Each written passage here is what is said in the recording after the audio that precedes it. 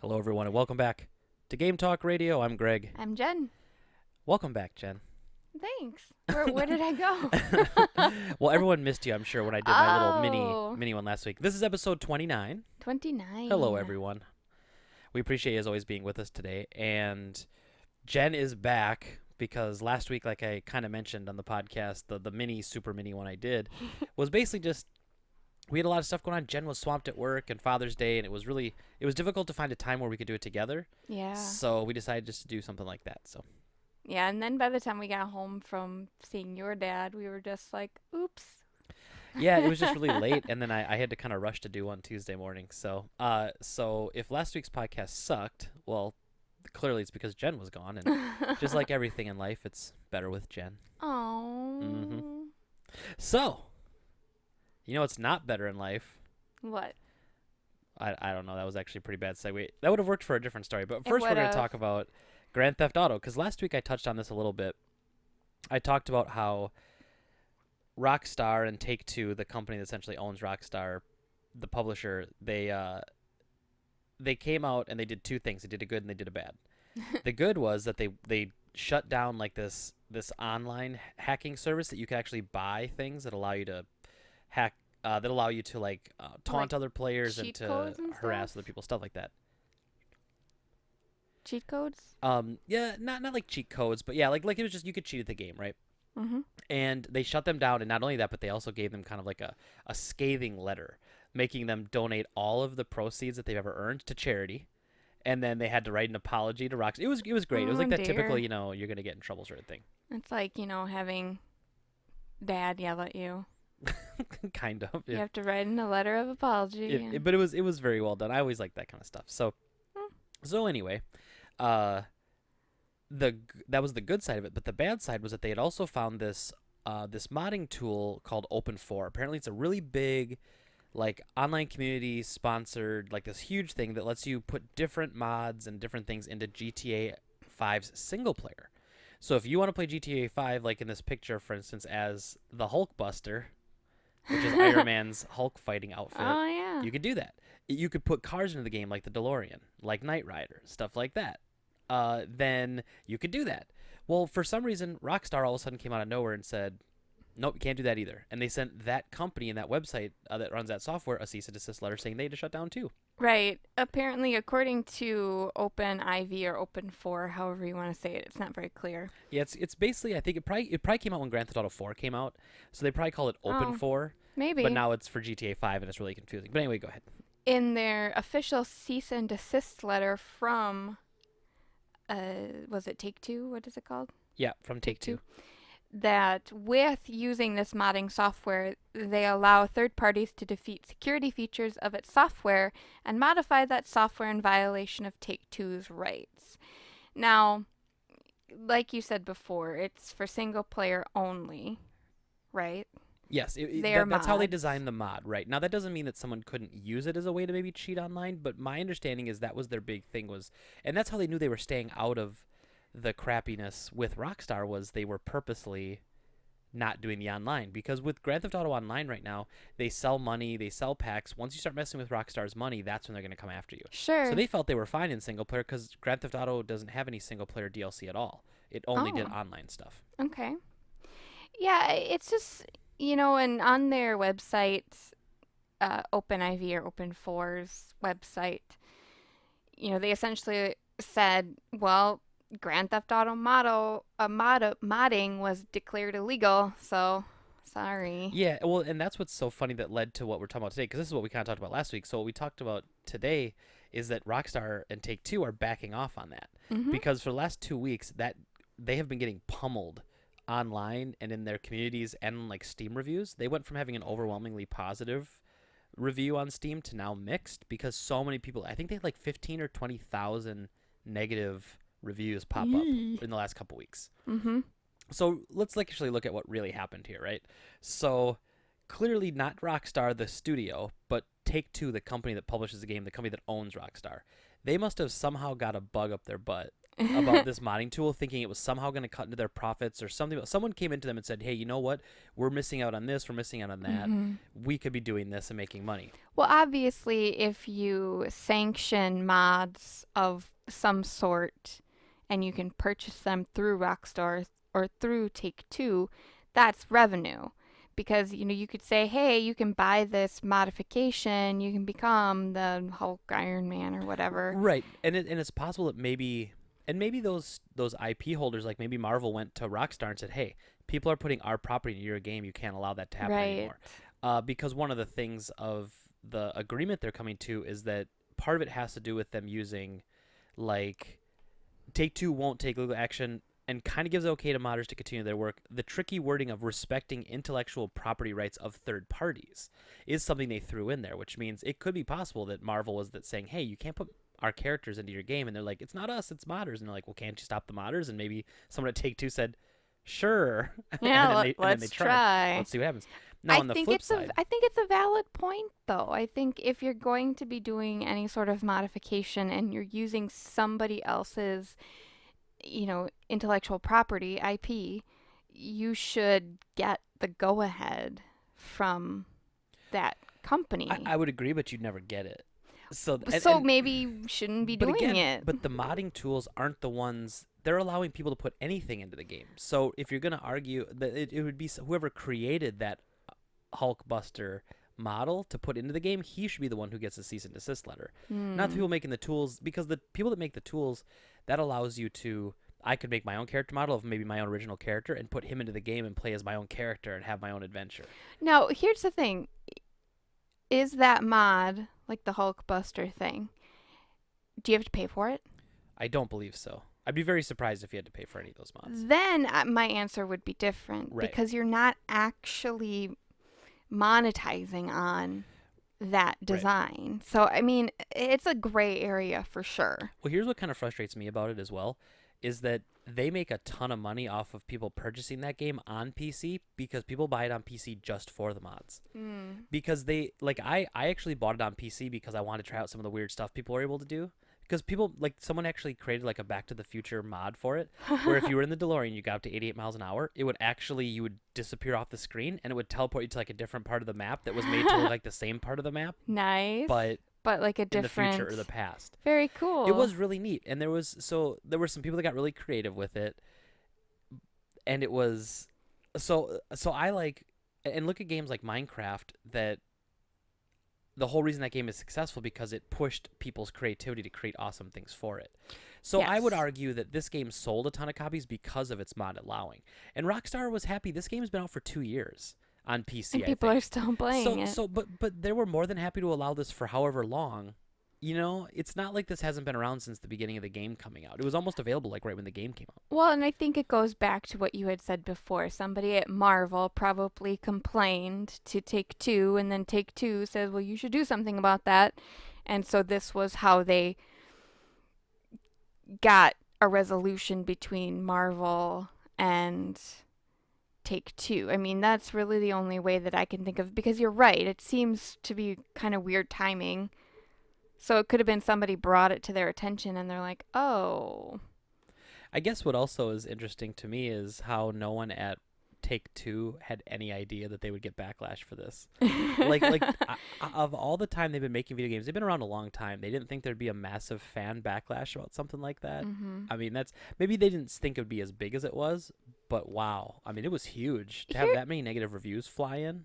Here's something funny, though. I don't know. I think something you said reminded me of, I was on YouTube and I was looking for something, and based on what I had viewed previously, I had seen that there was a recording of a song from the musical Hamilton. Now, if our listeners are not aware, it's a super popular Broadway production that's based on the life of Alexander Hamilton, the first treasurer of the National Bank. Okay, cool. Shot by Aaron Burr, yada, yada, yada. Anyway, not important, but it is highly coveted, meaning their shows have been sold out on Broadway and in Chicago where they had a satellite kind of, I don't know what you want to call it, kind of a traveling or a touring show, but they don't tour. They're just in Chicago. Oh, okay. Anyway, but somebody had recorded a song, and very well recorded, which is really difficult to do when you think about live theater if you don't have the right equipment. Right. But it was actually really well recorded, and so I clicked on it, and I was like, oh, this is not right. Like, this isn't right. Like, number one, I don't want to see this because I actually want to see the show at some point. So it was video too? It wasn't just audio? It was video and Oh, wow. audio, and Okay. it was really well, like I said, really well done. So it had to have been somebody through, like, somebody who was a part of the crew or somebody that was Someone a part who of worked the at the theater or cast. Somebody that something. worked at the theater had to have done it because it was just a little too well done than a bootleg should be. But anyway, where I'm going with this is when I looked at their actual YouTube profile and all the videos that they had uploaded, they had essentially uploaded the entire show in bits and pieces. Now, I tried to report it, but since I didn't own the intellectual property, YouTube wouldn't let me report it. Sure. And I'm like, that doesn't That's make kind of weird. it doesn't make any sense, because if I want to say, hey, this isn't this guy's work, this is clearly not a person who owns this, it's not done by like a verified channel, and it's not Lin-Manuel Miranda who owns all of that. It's just like, I wanted to report it because I was like, this isn't right, but I couldn't. So it's just, Yeah. somebody must, where I was going with this is that somebody must have notified Marvel, and then Marvel put it on somebody's desk, and then they looked into it, and then they saw, oh crap, now we've got to go and do something else and get legal involved in all of this. It could have been, or it could have been any mod they were doing that was any other intellectual property, because that is a big part of it. I'll fully admit, a lot of the big part of the modding is them putting these cool models of cool cars that are licensed IPs and cool characters that are licensed IPs, and they are putting them into the game. Even cars too. Oh yeah, like Knight Rider and the DeLorean and maybe Ecto 1. Sure. Maybe That'd someone be made cool. like a ghost busting mod for it, and you could run around the added ghosts to the game. Who knows? Like that sort of stuff. But that'd be awesome. It'd be better than any Ghostbuster game that's come out in a while. I mean, Except the PS3 one was pretty good. I guess when you think about it, I guess Take-Two's kind of kicking themselves, because this is something that they could have made money off of. Sure. Hey, spend a couple bucks and get the DeLorean. And by the way, you can also spend a couple more bucks and have it enabled to do whatever. And they put the DeLorean into Rocket League, so that's something that those property owners are willing to do cross-promotional things. Now, is it the DeLorean, or is it the Back to the Future DeLorean? Well, it's the Back to the Future DeLorean. Okay. It's the one that's in Rocket League, but... You sure? Mm-hmm. It's got all like the wires and junk? 100% sure, because a regular DeLorean looks kind of stupid. like a DeLorean's only I've cool seen one. with the Back to the Future stuff. No, it's still pretty cool Really? looking. Oh, I I don't mean, it's think all so. made stainless. I think they're hideous. Stainless steel, man. That thing's not gonna rust. You know what the other color that car came in? There were only two colors available No, for I the DeLorean. didn't know that one. Stainless steel Uh-huh. and solid gold. You're Not actual gold, but gold and stainless like steel. gold plated. Mm-hmm. That was like the two colors available for the Who? DeLorean. Have you ever seen a gold one? I Who haven't. somebody has to own one. I don't know. I gotta Google it now. But anyway, but my point about what you're saying was that someone, they could have been making money off this themselves. My point is they have been. Them allowing it has been. Okay, in 1980, you could buy a 24-karat gold-plated DeLorean for $85,000. That's not bad. Not $1980. I've never seen one though. Like when you see all the pictures and stuff. I mean, clearly it's because it doesn't fit with the Back to the Future motif. But That's ridiculous. Yeah. I cannot believe DeLorean wasn't the guy. His name was DeLorean, wasn't it? the DeLorean Motor Company, they're still around. DMC. But I mean, the guy who owned it, didn't he get in trouble for like drugs or something? I don't know. Maybe. I think that because I've never heard that before. really. But seriously, I mean, come Gold. Who wants you don't want a gold-plated car? Okay. on. No, I don't, Fit for because to me kings. it just doesn't make any How sense. hokey is that? Like, you want to talk about just gaudy? I mean, that's the definition of gaudy, I think. John Zachary DeLorean, Mm-hmm. an American engineer. He worked at General Motors. Yep. I didn't know that. Made his own company. So, but anyway, so that's the Rockstar story. No big deal. They had an issue. They walked it back now. They're saying sorry, everybody. They're going to consider the modding, and they're hoping that everyone just forgets about it and likes them again. Now, something that people probably aren't going to forget for a bit. Our next story is, which I actually find a lot of things weird about this, but I'll get the headline out first. Yes. And then we'll talk about the many issues I have with this story. So, there's a Seattle Police Department the Seattle Police Department has an official Twitch channel where they stream Destiny. Ugh. Okay. Now, I'm not a Destiny fan anyway, but okay, they stream Destiny. I guess that's fine. But they decided to use that medium as a way to give an update on a recent controversial shooting that took place in their police department. Now, to not their credit, but to give a little bit more background, according to this article, it said that they use the Twitch channel to talk about everything from graffiti to protests to their own investigation processes. But yes, but where people started to have a little bit of controversy was the update that they gave. Well, and it says that they talk about that stuff while they're playing. Yeah. So they don't go onto Twitch to say, hey, this is the official update in the public on what we're doing channel, which obviously would kind of be against Twitch's rules, I think. I mean, it's pretty much it has to be gaming related. So they play Destiny and talk about everything from graffiti to protests. Now, the recent shooting is controversial, and I'm not going to get into the whole thing, but there was a woman that apparently she called the police to report a burglary, and when the police showed up, she pulled knives on them. Now, she had a known history of mental illness, which doesn't necessarily... I'm not saying it excuses anybody in this Right. matter, but they should have known that going in. Well, they did. Well, okay, so they knew that going in, so they should have prepared for non-lethal subduing. Yeah, apparently they had two forms of non-lethal. They had pepper spray and they had their batons, but they did not have their tasers. Right. So, and apparently there were 3 kids in the house at the time. Mm-hmm. So once she started acting erratic, again, this is from their perspective. When she started acting erratic, then they couldn't just leave. They had to use force, because what if she hurt somebody else in the house? Then it's their fault for not helping the other people that might have been in danger at the house. Right. So she had been flagged, I believe, by them for being, she had been flagged by them as somebody who was known to have issues with them. So they kind of went in knowing what was going to happen. But anyway, so what happened was she allegedly she attacked them, and then they opened fire and they killed her in a shooting.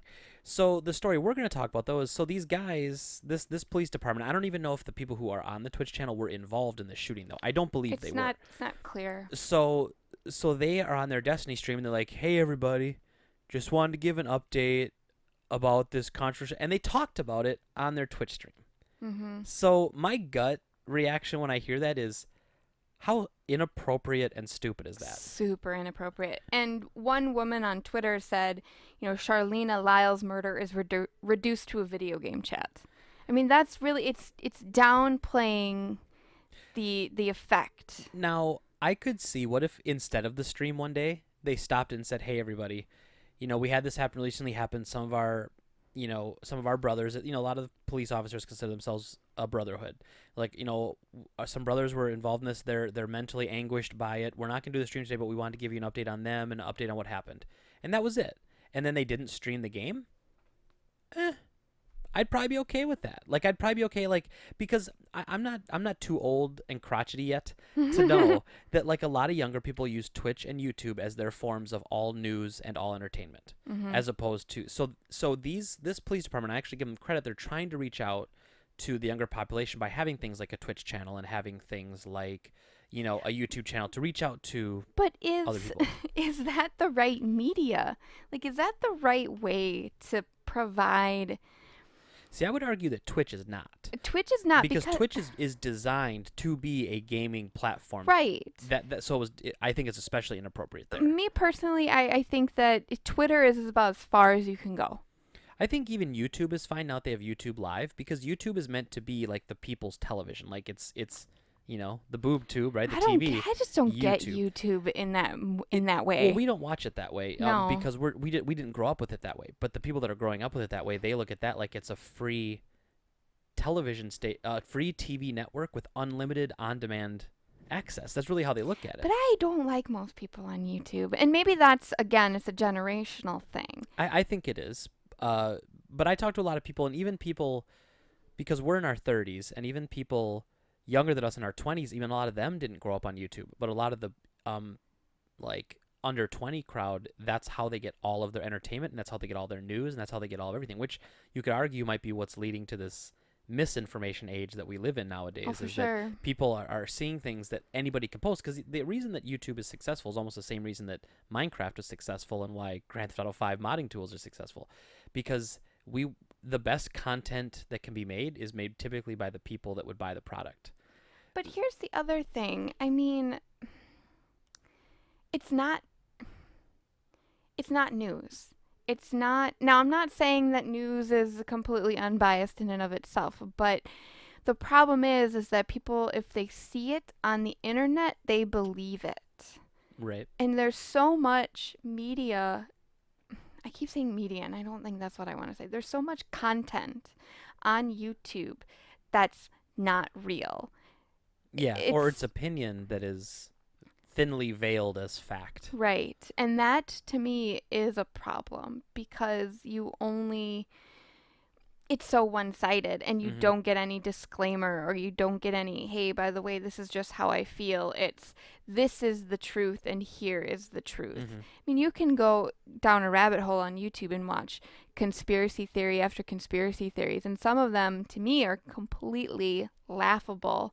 I don't remember one. There was one that I watched where it was like they linked a movie or a TV show to like the fact that George Bush knew about 9/11 and here's why, and it was so ridiculous. It was The Simpsons. Predicted 9/11, yeah. and it's like, look at this, and then they froze the frame of the cartoon and then they turned it and they're like, look, a 9 and an 11. I'm like, you're kidding, right? Well, and the other side of that is, one, there's a bunch of people out there that actually believe this, and they're trying to spread it to as many people as they can. Well, right. And then there's a bunch of people that put it out there because they think it's funny, that it's so ridiculous that no one would believe it, and then people believe it.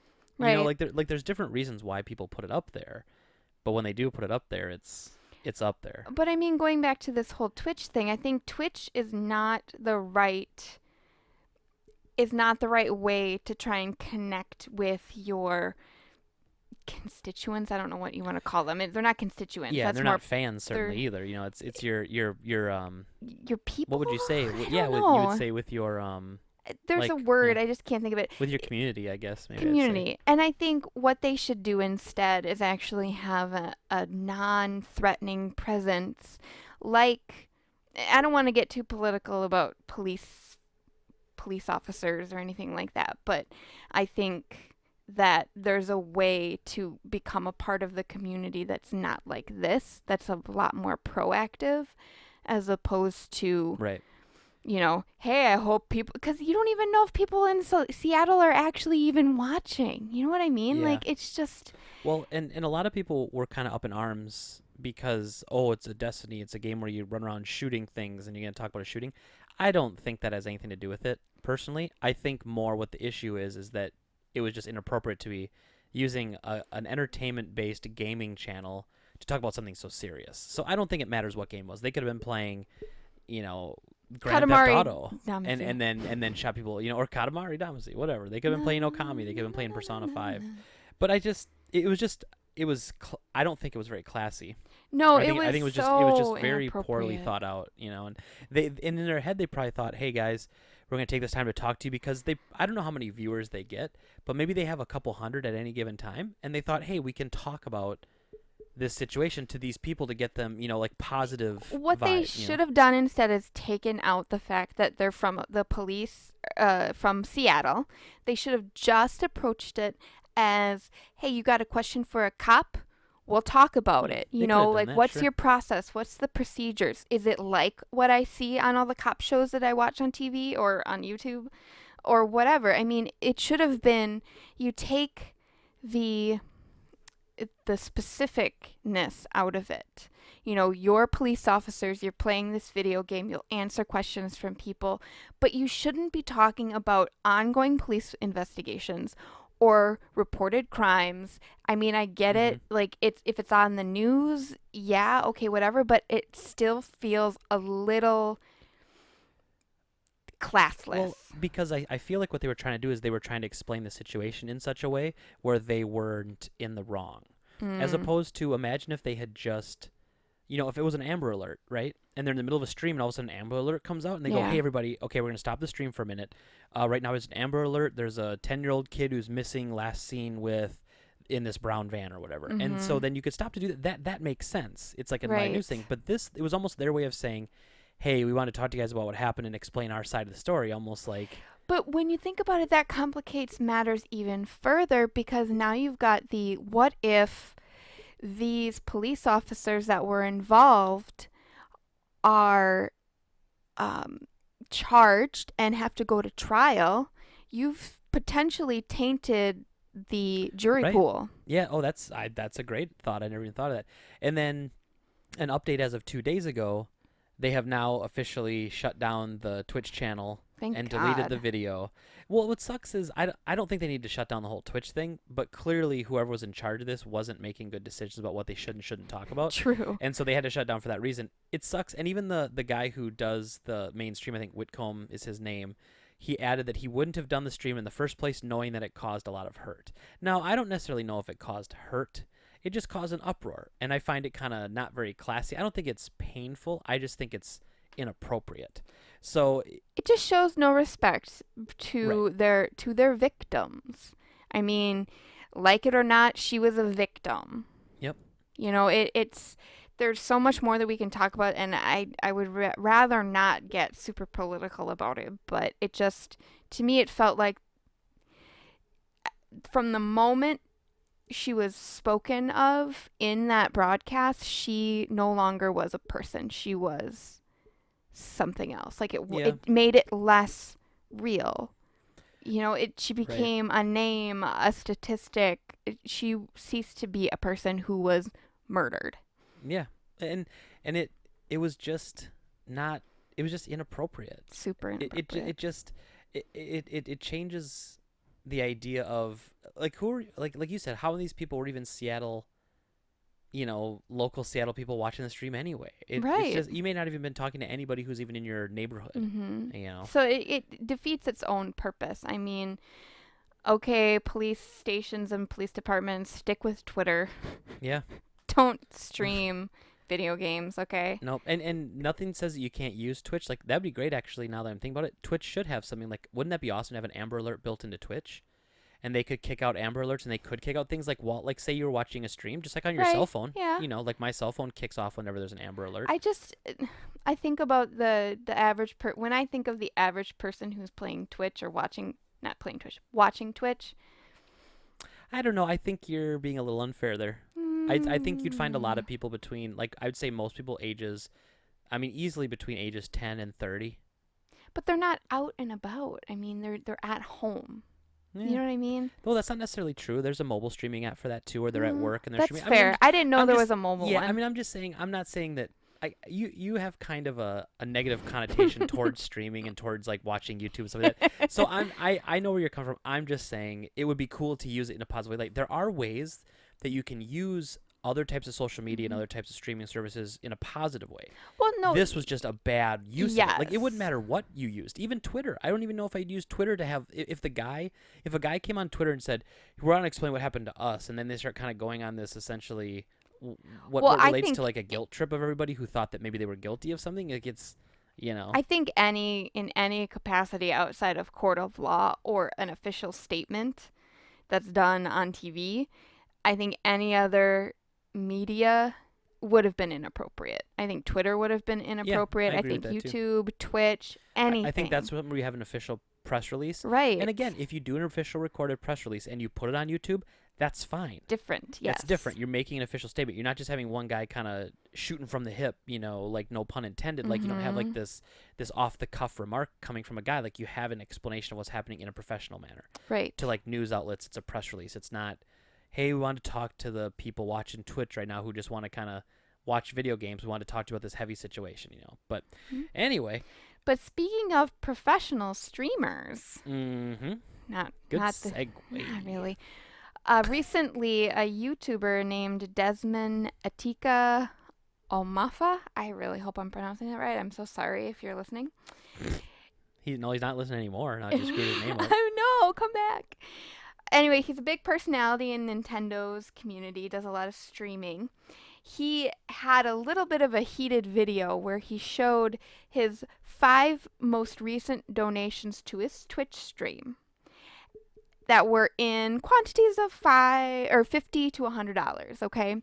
But then there were 5 corresponding disputes against those charges where, if you're not aware, if you make a donation through PayPal, you can retract that. Right, since it wasn't a physical good that you received. Right. That you can actually cancel it and get your money back. So the viewer demanded the money back that they had donated, but in the process, this streamer was slammed with about $100 in processing fees to process the refund. The refunds, yeah. So basically, it's called a chargeback. Yeah. So the trolls have found a new way. It was bad enough that they were calling SWAT teams to people's houses and swatting them, and they somehow found a new way, because not only is this is actually, obviously it's not worse than having the police show up at your house, but this is worse twofold in the sense where you get a bunch of recognition that you want because you just gave someone money, and they probably gave you a shout out and said, hey, you know, thanks. Hey, Big Booty 35. Thank you. I was trying to think of a funny internet. Hey, Big Booty 35. Thanks for that $100 donation. You're the best. And then Big Booty's in the chat, and everyone's like, oh, hey, Big Booty's like, yeah. And then a few hours later, charge back. And then he gets his money back. I think that we should, whenever we need a username, we use Big Booty 35. It's probably taken. Well, no, I mean just in general when we talk about it. Oh, okay. So that's the name of any. It's like internet saying user? John Doe. Okay, our John Doe is Big Booty 35. Big Booty 35. All right. Well, we have a new cast member on the show, Big Booty 35. That's Sammy's nickname. She's got a big booty. So he gets mad. That makes a lot of sense to me. I mean, we have thoughts. Actually, we have similar thoughts on your permanent job being a YouTube streamer. Like just, and I don't have a problem that people do that. I don't have a problem with people making money because they're offering a service or entertainment to people. I mean, to me, it's no different than someone who would put on a clown outfit and go to a birthday party and get paid to do that. But here's what I would say. It's an incredibly volatile market. Oh, for sure. It's not stable. You never have consistent income, which I guess you could argue in sales. You never have consistent income if it's if it's sales where you make money based on what you sell. It's just, when I think about, being in my early 20s, I can say that now because I'm old. Right. Yes. But if I was able to have that kind of part-time job where I streamed on Tuesday, Wednesday, Thursday nights and wore a low-cut shirt and whatever, and streamed and made a decent amount of money, sure, I would take advantage of that, but it doesn't seem like something an adult would do. Well, it's different because, again, it goes to the same thing. We have a hard time relating to it because we didn't grow up with it. Yeah. So it is different to us. It's not something we grew up with. But, like, I guess part of my problem with the people that are complaining about this, though, as well, is any business has loss. So that there has to come a point where you want to get paid like you're a real business. You want to be paid like you're a real company. You have to take the risks that a normal company takes. You know what? People steal from my store. It's frustrating. It's incredibly irritating, but it happens. And they steal stupid stuff, too. Yeah. They're like, really? You couldn't have bought that tiny little Matchbox car? It was a $5 PSP game, really? Of all the things we have, you stole a $5 PSP game with no case? But it's... So there has to be risk involved with your business. So these streamers... And I'd like to bet that, okay, so he had 5 donations and 5 are retracted. How many donations does he usually get in a night? If he gets 20 or 30 donations, that to me is almost like a working number. That would make sense to me. Like, okay, so there's a certain percent of people. It's like stock market almost. Kind of. It's a profit and loss. Like you're gonna have like me. Of all the stuff I buy, I have defective merchandise. It's a chance that it's gonna break while it's within the 30-day return period, and I have to eat the cost on that. So you're making a living streaming people, and you do unfortunately have this audience that you yourself have built. So I'm sorry, I think you have to kind of relate to that. Now that doesn't mean though that this is not just the one of the stupidest things I've ever heard of people doing to get back at streamers or to like try to hurt them, Right. because there is also this wave of people want to hurt the people that are I mean, I don't, it's weird, like streamers, like there's people who want to cause mayhem, who might watch him and say, oh, I hate this guy, Well, I mean, I'm going to call the cops they're on him. trolls, and I hate trolls. I mean, because they use the anonymity of the internet to their advantage, Mm-hmm. because they do, and they use it to do things that they would never do in real life.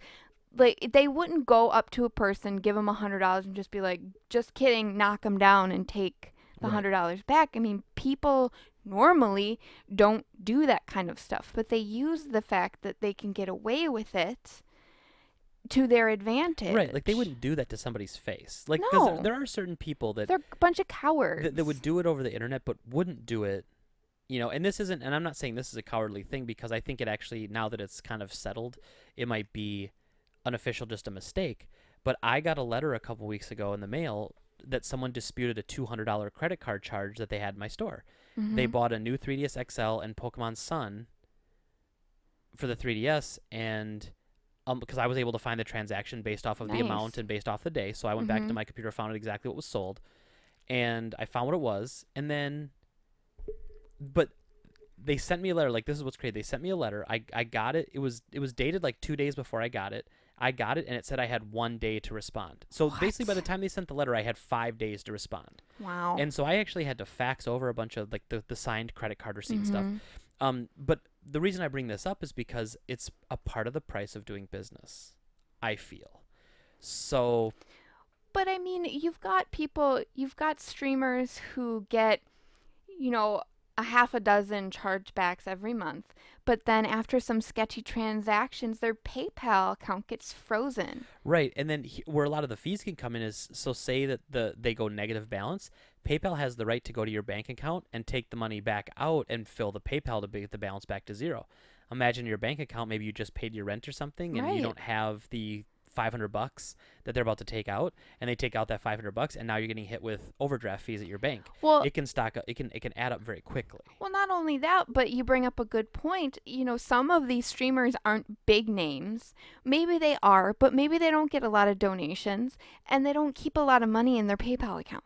Right. So now you're getting dinged and you have a negative balance in Yeah. your PayPal account. I mean, that's just ridiculous. Now, here's a question I have that I didn't find answered in any of the articles we looked at, though, was that there's two ways to give money on PayPal. One of them is Like a like friends and gift. family, like you can Okay. gift money, and then PayPal doesn't take a fee out of that. The reason they don't take a fee is because they offer no protection. You cannot do a chargeback. You can't ever get your Ah. money back on that. Once you send it, it is gone. Is there any way to force people to make donations in that way? I see. That's what I'd like to think. What if you told people, hey, I'll take donations, but you have to send it as A gift. a gift. Now maybe there's rules against that, because maybe Maybe. PayPal goes, hey, you can't just cut us out like that. Mhm. But then PayPal's not doing their part in protecting the person who's, like, because they're so worried about helping people that have chargebacks, they're not worried about the people getting charged back. Well, And since there's no physical merchandise to say, oh, I have a shipping number, I sent them that pair of pants they bought, Mhm. they don't have that, because it was basically a tip for entertainment purposes. Well, and that's the thing that's really frustrating about this whole situation is that there's no because if PayPal puts rules into place saying you only have X amount of time before you can do a chargeback, people are going to wait as long as possible to do that. Like they're still going to do it. They're still going to do the chargeback, even if they put new rules or more Mhm. restrictive rules around it. But I think streamers need to have some kind of protection from that. And I don't Yeah. know how they would do that because, like you said, it's like they're getting a tip. Like, hey, thanks for streaming, thanks for streaming every other day. I love when I get to come home and watch this because I'm really terrible at World of Warcraft and it's really great to watch somebody raid. Mm-hmm. Or I've picked up a lot of really great ways to do this one part of this game that I play, so thanks, here's $20, whatever. Yeah. I can see people doing that. I personally I'm not that kind of person. Like, I don't, number one, I don't even think I have a PayPal account.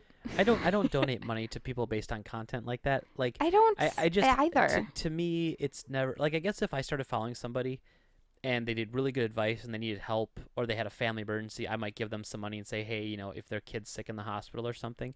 But if it's one of these things where, like, because I remember I never really got into watching a lot of Twitch streaming, but I got into it a little bit when I first had the store open, and I was into that game DayZ. So it was a really fun game to watch other people play because when I'm at work I can't play it.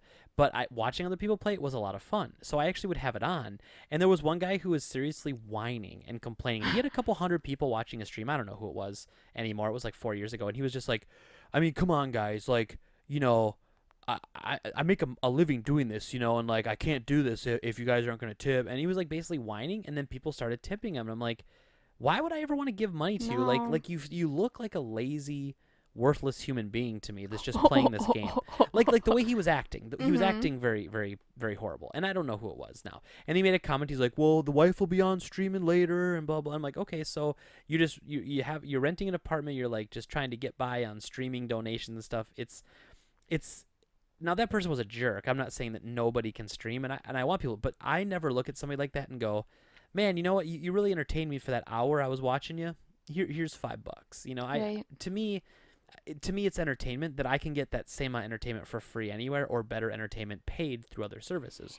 But that's a different era for us because these younger kids are kind of coming up and they prefer user created content, so they'd rather buy a PewDiePie shirt. User created content though, Well, in some way? I mean, even something like Netflix, technically somebody sat I would there say and everything wrote there is it. technically considered produced content, though. But I know what you mean when you say Yeah. it, because it's one person, the brains behind it. There's not a huge production company unless you're, somewhat have somewhat of a following where you have like 1 million people following you and you've got like a sound editor guy or whatever. I don't know what those people do.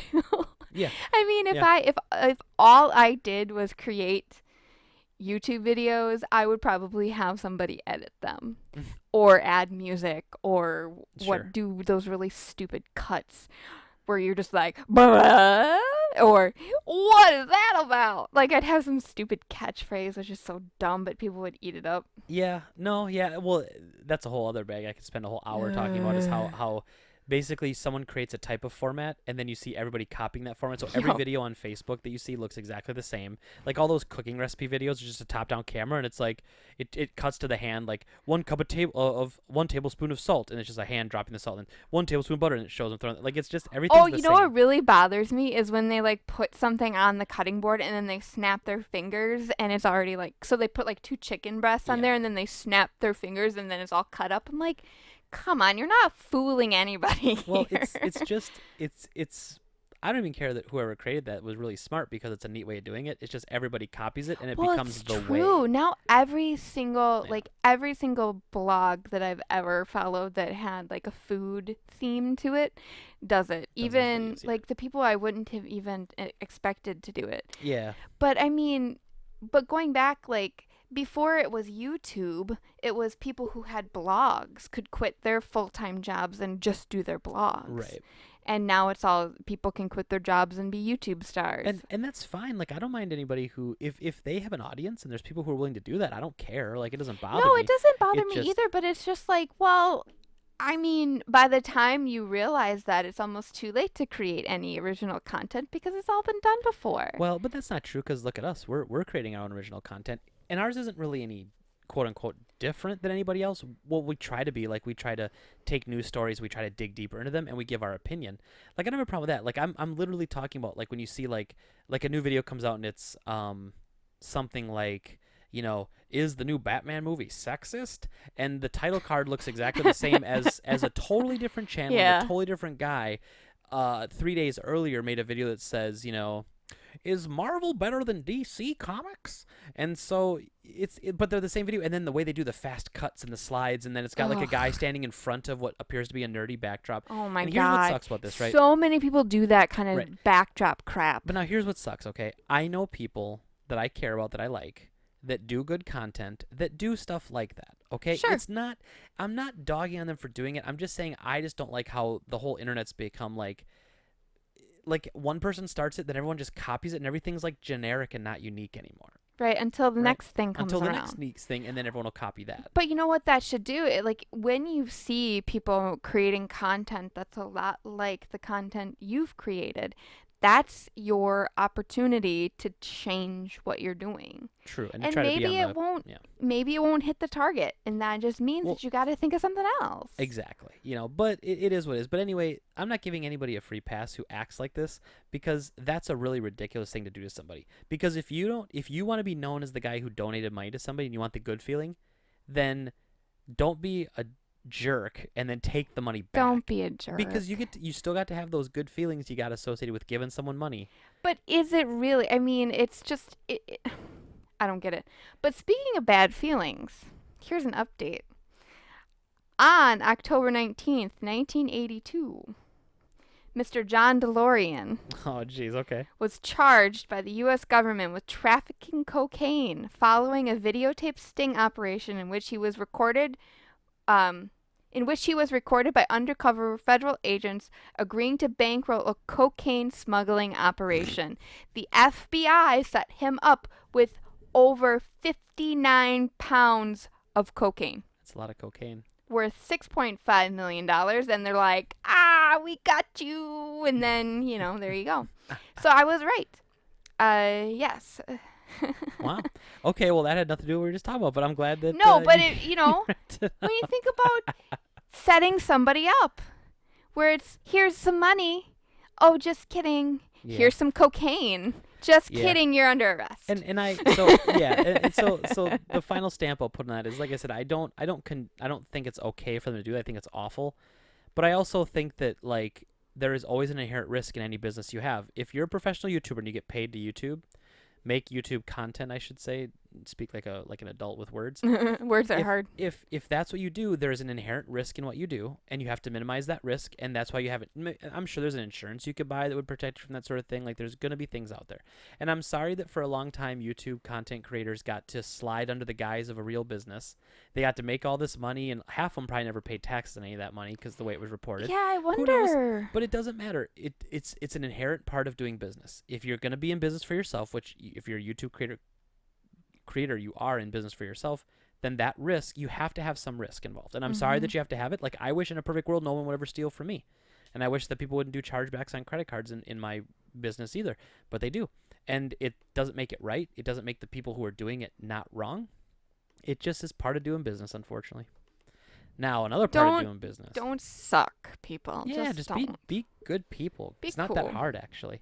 However, You know who does suck? you know who does suck? Konami. Konami. They still suck. They still are just mean. They won't let it go. So They're there's like a woman scorned. s- Hell hath no fury. I got to use that yesterday. Except I said hell hath no fury, like a mother scorned. Ooh. A very angry lady at her kids' brought in a huge duffel bag of all their video game stuff and said, "I'm done with it. I'm selling this." Boom, dropped it on the counter. So those kids are gonna have a rough time. But anyway, I'm not getting into that. But anyway, what we are gonna get into is the mother-son-like relationship that It Konami really and is. Hideo Kojima once had. So a report surfaced claiming that Hideo Kojima, or the Hideo Of Metal Kojima Gear fame. of Metal Gear / Konami feud is still ongoing. And right now, Konami seems to is trying to prevent Kojima from, is it purchasing Yes. medical insurance? Yeah, so let's back this up a little bit, only because I want to kind of explain what started it. So Konami sends a letter to Hideo Kojima saying they're accusing him of unfairly sullying Konami's reputation in response to his remarks about the new Metal Gear Survive game. And if you remember, we actually did talk about this We did. several podcasts ago, probably in the early podcast days. But I'll read this quote. So last September, somebody had asked Hideo Kojima about the new Metal Gear Survive game. And they told him kind of roughly what it was about, and he's like, it was about zombies. And his reaction was, quote, "The Metal Gear games are about political fiction and espionage. Where do zombies fit in with that? Personally speaking, Metal Gear Solid is espionage to me, political fiction." So they're claiming that his comment on the series that he created, yet no longer works there. Someone asked him to quote that. Someone said, "Hey, Yes. did you see?" I think that's one of the most like honest answers you could give without Yeah. sullying a company. No. He could have looked at it and did what I did when I saw it and said, "Oh my God, it looks like hot garbage." Well, He but could have said that, but he didn't. He just said, "You know what? It doesn't seem like Metal Gear to me because Metal Gear was about political fiction." He's like, "I don't get the zombie angle, but you know." but I mean, the average person would be like, "Well, yeah, I don't know either, but I'm curious to see because, whatever." Or they could have the flip side of it looks like hot garbage without ever hearing one word from Kojima.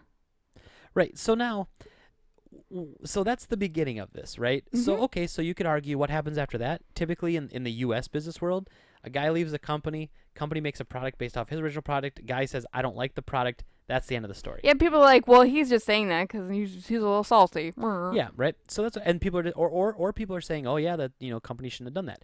However, apparently in Japan, Kojima Productions is having trouble joining the Kanto IT Software Health Insurance Association, which has 7,000 companies involved in providing health insurance.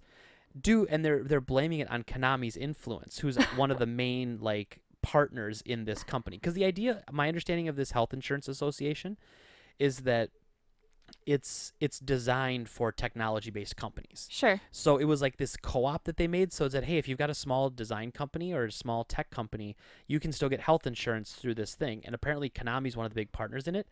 And what Kojima is accusing them of then is them using their influence to deny Kojima Productions an application to have their employees come to this health insurance. It's just, come on, Konami. Yeah, and it actually gets worse. I'm going to open up a few I'm going to open up a few new windows and a link here because there's some other stuff going on. Well, also, were you going to talk about the fact that they're cautioning other video game companies? Because I can talk about that. Yeah, go ahead. You hit that. Yep. So, in addition to the Health Insurance Association kind of blank blocks, I can't say that word on here. The developers also being accused of cautioning other major video game companies against hiring their former employees that worked for Kojima. Even going as far as preventing those employees from mentioning that they used to work at Konami, which I think is just rude because if you put in your time, if you worked there for 10 years at Konami under Hideo Kojima and you couldn't put that on your resume, it's just... It's as a company, I don't see where there's any honor in that. There isn't. I don't They're see... being really dishonorable. They're being childish and dishonorable. It makes no sense. And Konami has essentially been the negative influence here the whole time. And I'm not saying that there's not reasons for them wanting to let him go, because he makes very expensive games and he takes a long time to make them. So as a company, they were going a different direction. That all stuff is fine. That makes sense. They were mad because when he opened up his new studio, he got to call it the same name because it's his name. And he stole pretty much everybody he ever worked with on Metal Gear over to that company. So yes, Konami was pissed that they had, but you know what? Konami also said, we're not making AAA games anymore. So if you're not making AAA games anymore, why do you care that he took all those talented people away? Exactly. So let's see what else here, because there were a couple other things. Obviously they had that Silent Hill game that was coming out that Kojima was supposed to work on. They canceled that. And it's just all this really weird stuff where that's the best way to say it. They're acting childish. And I don't know how else to say it besides just that Konami is a company that would rather pull people down instead of prop itself up. And that's just really disappointing to me. This was something that happened before he technically finished Metal Gear Solid 5 at the Video Game Awards with Jeff Keighley, who I hate the Video Game Awards and I hate Jeff Keighley. But at that, they were going to offer him a Lifetime Achievement Award. Oh. Because Kojima had done so much for video games and everything. Heck yeah. Konami basically put a block in and said you cannot go to the awards show and you cannot attend that because you're an employee of Konami and you're not allowed to. Ugh. So that was kind of the start of it. That was before he was even Yeah. gone, and all these other issues. And it's just one of those weird things. Like I don't know why they think it's a good. And like you said, the past employees not being able to find work or Yeah. put them on a resume. They can't call Konami and say, "Hey, did this person work there?" Oh yeah, but he left on a bad note or something. I mean, I don't know what the rules are there. I know in the U.S. you really can't do that. No, you can't. You can say, yes, they were employed here. Yeah, you can't say that. Like, and every now and then, like when people would call me for a reference, they'll say, "Hey, I know we're not supposed to ask, but like, what'd you think? Was he a good worker?" And a lot of times, if I mean, most people don't put me down as a reference if I'm not gonna say that, and so I actually like that because then I can give them this glowing review and help them get the job. But if you were to say, "Oh man, honestly, I thought he was the worst person I ever worked with, and I don't want to hire him. I would never hire him. Don't hire him," and say they don't hire you, and somehow that person finds out you said that, you are liable for him not getting that job, and you could have to owe him money for like lost wages if the whole reason they didn't hire was because of your slander, I guess you would call that. So It would. I mean, it would be really difficult to pin the the the reason to just be one person. You know, like usually it's almost there's impossible to prove. other but usually there's other factors, and maybe they're on the fence and they're like, well, when we asked him that question about this, that, and the other thing, he didn't really know the answer, totally was off the mark, and boy, I really don't like the fact that he was fired from this other job when we called for, whatever. I mean, like, I think it would be very difficult to allow one person to be the sole reason that you don't hire somebody. Like you said, it would be hard to prove, but it would also be just, there would have to be other things. Like, I would find it really surprising if a person in HR would be like, well, we're going to hire this person, and then they call you as a reference, and you're like, don't hire that guy. And they're like, oh, well, I guess we have to not hire this guy because Greg said so. Like, I just don't see that happening. right, and it'd be hard to prove, but that's the idea. But it's also, how do you know, like, what if the other person that they call as a reference gives him a glowing review, for example? Well, now who are you going to believe? I don't know. Yeah. I don't know. It's very strange, but you're right when it comes to U.S. kind of rules and regulations for hiring, where you really can't say that kind of stuff about a person on the record. You know what I mean? Right. But I don't know. So that's Konami. They still suck, and they don't care what people think about them because people have been bashing them ever since Kojima left, and they don't seem to care. They just keep going down that rabbit hole. Man, I wish there was an upswing to this podcast. It just kind of got more and more depressing. Well, I will tell you, though, I brought back something last week that we hadn't done in a while because we had a fan request to bring back our game recommendations, something they should try. So last week I talked about one of my favorite NES two-player games called Jackal. Nice. Is it Jackal? Is it a Jackal? Jackal is a Jackal, where it's like an army game. It's by Konami of all people. Aha! And you it's a two-player game. Think almost like Contra, except you go up at the screen, not side to side, and you drive jeeps. So like a two-player jeep game, and you rescue people, and it was really, really fun. So this week, I'm gonna talk about a game that you know about. Okay, because what that's just more fun. system? Because I'll try to think of one for a different system. Well, I'm gonna do the NES. Okay, I'll do GameCube. Okay, so you're gonna pick. Okay, so you want to have your own. Well, yeah. Well, then I don't have to pick one that you know. But the one game I'm gonna recommend this week, even though I'm still gonna do it, Do it. is I'm gonna recommend a game for the NES called Shadowgate. Jen loves I Shadowgate. love this game. I watch my brother play it so much. So Shadowgate is kind of like those old school PC dungeon crawlers. So imagine a game like Myst, where you're looking at the screen and you have a little hand that you move around and you have options like yeah, it's point and click. Yeah, it's point and click. So it's punch, move, hit, pull. All these other options you have. So you could like look at a wall and say there's a rug on the floor. You could say pull, and then click on the rug, and you'll pull the rug, and you might find something underneath it. Or you can click your torch and put it on the rug, and it burns a hole, and it just a trapdoor under there. That's right. That doesn't happen. It does happen. Spoilers. Sorry. For this 30-year-old game.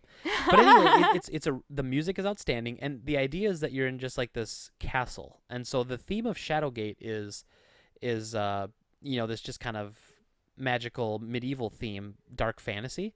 And that same company did 2 other games for the NES that are exactly the same. I didn't know that. Except they're in different genres. One's a 1920s like noir, No. and one's like a haunted house. Ooh. So we'll talk about this another time, but the game I recommend today is Shadowgate for the NES. It's a slower game, right? It's not an action game, but it is just a really fun walk around, explore, check stuff out sort of game. Are you looking for my GameCube games, my love? Yes, They're on the back wall. you used to have the box version of the game I wanted to talk about. I should still. I haven't gotten rid of anything. All my GameCube ones are here. Oh. They're like on this wall here, underneath the PlayStation sign. You're not looking where I pointed. Just. Well, the only reason why I wanted to try and find it was because I can't remember who made it. I can help, you know. Who makes Tales of Symphonia? Oh, Namco published. Okay, Namco. So that's my recommendation. Tales of Symphonia. It's actually the first game in a series that moves from GameCube to PlayStation, I think. It was actually on. They ported it to PS2 as well, but in Japan. But we only got it on GameCube, and then we got a Wii version. And then on PS3, they did the HD collection, which had both games on it. Well, what's really great about Tales of Symphonia is that it's got great characters. It's got pretty good gameplay. It's real-time fight scenes, which I don't technically like most of the time, but in this way it actually is really nice because there's like button combination kind of combos you can do where you actually assign a button in your on your controller to be a certain action, and you can swap them out as you get better at different things. But the storyline is fantastic. Now it's a Japanese RPG. Yes. But what's the best part about this Japanese RPG? It's co-op. Oh, it's yes. multiplayer. I've never played it multiplayer. Right. I've only played it single. You never really hear of a multiplayer Japanese RPG before. Now, I think I'm thinking of the right game, but this is the one where you get into a battle sequence. It actually turns into a side scroller, right? Or am I thinking a different game? I think you're thinking a different. This is a lot like Final Fantasy, where you are in the fight instance and. Oh, that's right. And then you run around like the battlefield. Are you sure? I thought it was. I mean, I guess I don't consider it a side scroller per se. I mean, you stay in an area and you can run back and forth. But I mean, I guess I wouldn't necessarily consider it a side scroller. Like not how I would imagine a side scroller to be. Okay, yeah, you're right. So because it kind of is, but you're right. It's almost more like a beat 'em up. Like you can run around like 3D around the enemy and stuff. Yes. But what's cool about it is it was co-op. So one person runs around obviously in the world map, but then when you get into a battle, you could have two people play together. Yeah. And that's just something that you don't see in RPGs ever. That's funny that you mentioned that because I completely forgot that it could be co-op because it was always just me playing it. And I've played it several times to the end, and I absolutely love it. It's a fun game to play. It is a saga for sure. Very interesting storyline, very interesting characters. You get to swap party members in and out as they kind of come in and come out, and so now I'm questioning if the voice acting is really good too. I really enjoyed the voice acting of the of that game as well. And now Greg is currently checking. I was like, when you said that, I was like, yeah, you're right. I totally forgot. But I never played it as co-op. I only played it single player. It is up to 4 people. I thought it was, but for some reason I was watching this video and I got all like, wait, maybe it's not. What's also really fun, if you really are being lazy, is you can actually set your main character, Lloyd, to be completely like NPC almost. You can set him to just auto fight, so you don't even technically have to fight. Nice. Which is really kind of lame. But I will admit I have done that when I've been trying to just get to a certain area and I was like, I don't feel like doing this and I want to get to where I need to go and just put it, especially when you're in an easier area because it's different areas have. Or if you're grinding out or something, you just kind of want to, I don't feel like fighting today. Well, right. And especially with the Wavebird that I had. I mean, the GameCube controllers were actually very large for my hands, and my hands would cramp up sometimes. That's not good. Until I got a Wavebird, it was actually a knockoff Wavebird that I got at GameStop, where it was slightly smaller than the actual GameCube controllers. And So it was a wireless one. It was just like a. Yeah, but it was a little smaller and it actually fit my hands a lot better. But then it just stopped working and I tried to fix it and I broke it. So those are your 2 game recommendations from me and Jen. Yeah. I'm recommending Shadowgate for the NES, and Jen's recommending Tales of Symphonia for the GameCube. GameCube and PlayStation? Well, PlayStation 2 in Japan only. Oh. But in the States, you can play it on PS3. I thought, yeah, they as did part a of the Tales of remastered Symphonia version. collection, yeah. Yeah. And they also have Tales of Zestria, I think it is. Well, there's a whole lot of Tales games. Yeah, and it's all Tales of something. And they're all pretty good, but Symphonia is still one of the best of all time. Symphonia is so good. So as always, everyone, thank you for listening. We appreciate it. You can always follow me on Twitter at GameTradeGreg. That's Greg with 2 G's at the end. I'm at Game Talk Jen with 1 N at the end. At the end. And as always, we appreciate you for listening, and you all have a great day. Bye. Bye. Bye. Bye. Bye. Bye. Bye.